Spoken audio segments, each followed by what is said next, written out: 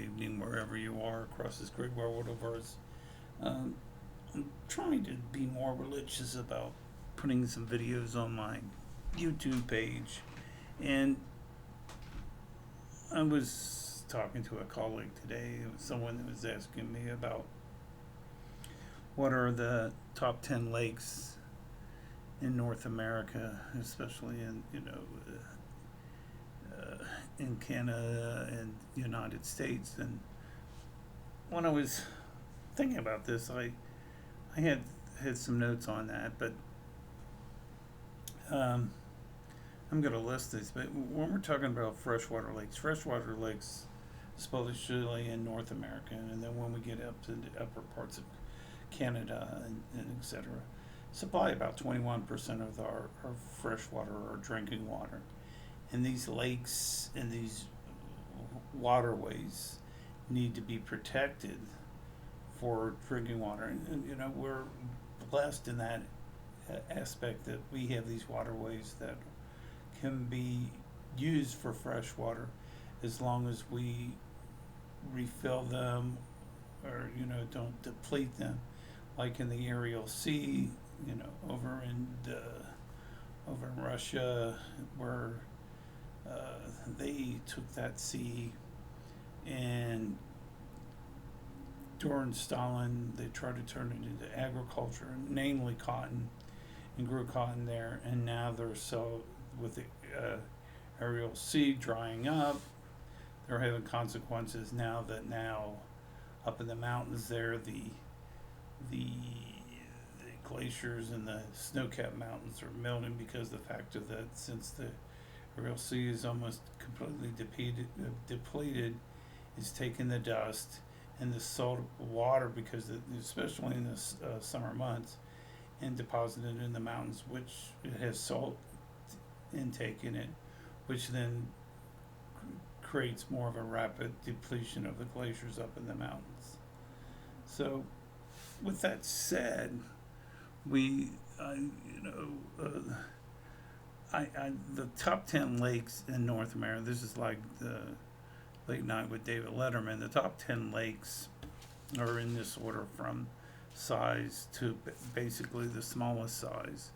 And the first one is Lake Superior, which is U.S. and Canada. Lake Michigan, which is U.S. Lake Huron, U.S. and Canada. Uh, the Great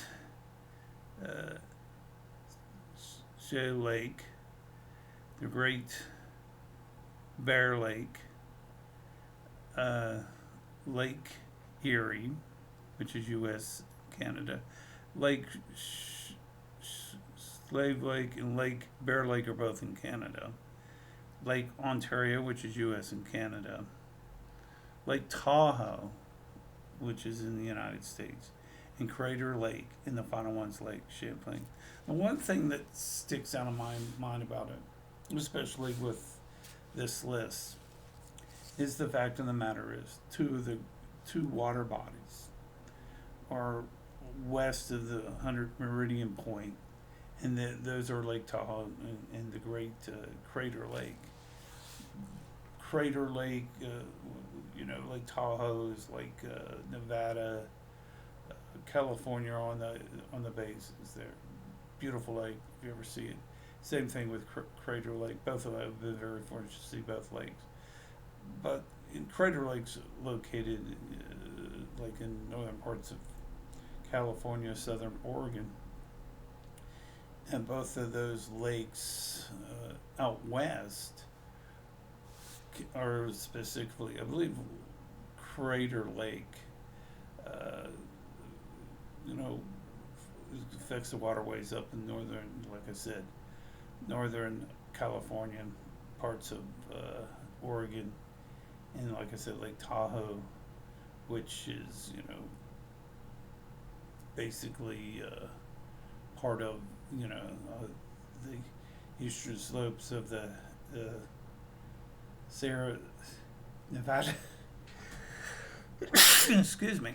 And so this is a very important, two important lakes for fresh water.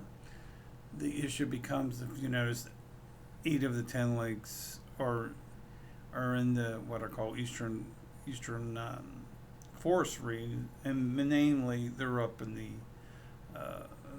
what I call the old Northwest Territory, and also located in the Northeast.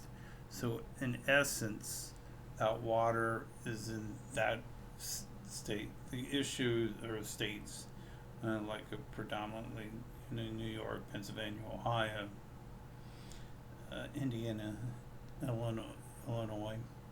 So basically, those are the states that have the access to that water. Now, the issue becomes people ask me about, the Great Salt Lake. Well, the Great Salt Lake is not considered a freshwater lake because it's terminal epidormic basin with no outlet. So where there's no outlet, most lakes are considered that they have an outlet where they either go to a stream or to a riverway. And the Great Salt Lake is causing minerals from tributaries to contribute and accumulate and evaporate, making it up to 10 times saltier than the ocean. And the big issue with the Great Salt Lake is it is drying up.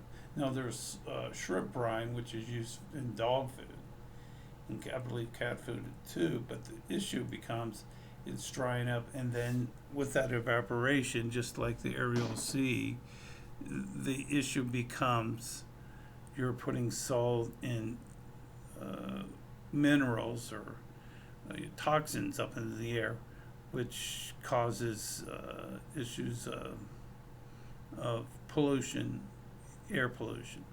So the issue is, what we come to the conclusion on this is that when we're talking about fresh water, we're basically talking about freshwater lakes, not necessarily we're not talking about waterways.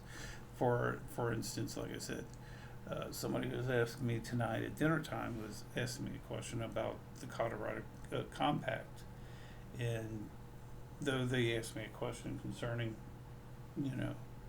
that water belongs to Colorado, and I said, intense, since it's a compact setup, cities of like Las Vegas, Phoenix, and Los Angeles have access to water or fresh water there, so they can use for drinking or whatever, and it's laid out proportionally about that. And maybe tomorrow I'll do a video, or later this week I'll do a video about the proportional of the Colorado River.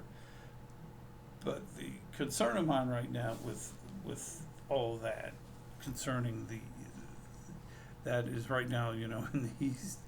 If you live in the East, I'm in the East, and I'm not, there's snow and it's cold and everything out. But out West, it's been normally warmer than normal, and the snowpack is not as high as it's been in previous years.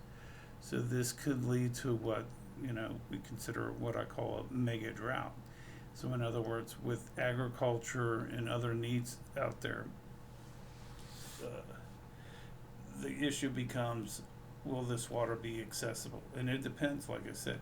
There's going to have to be a shift in the pattern. Hopefully there will be, God willing, be a shift in pattern. So there's more snow up in the Sierra Nevadas, the Colorados, etc., so that there's snow. And it still could happen because we're only starting into February, and there's March, and it has snowed up into the April. I remember one time I was doing forestry work in the Salt Lake City area, and I was near the Cottonwood Canyons, and this was Mother's Day, and I'll never forget this because it's like, I remember to mail my mom her card because I forgot to mail it on Thursday or Friday.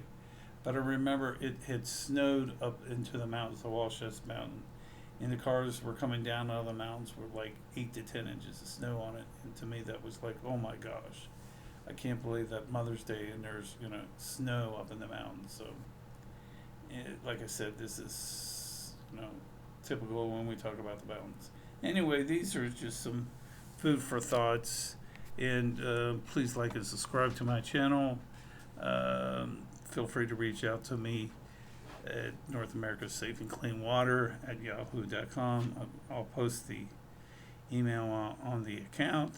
And please donate to my nonprofit, which is teaching the emphasis of clean and safe water and conserving water.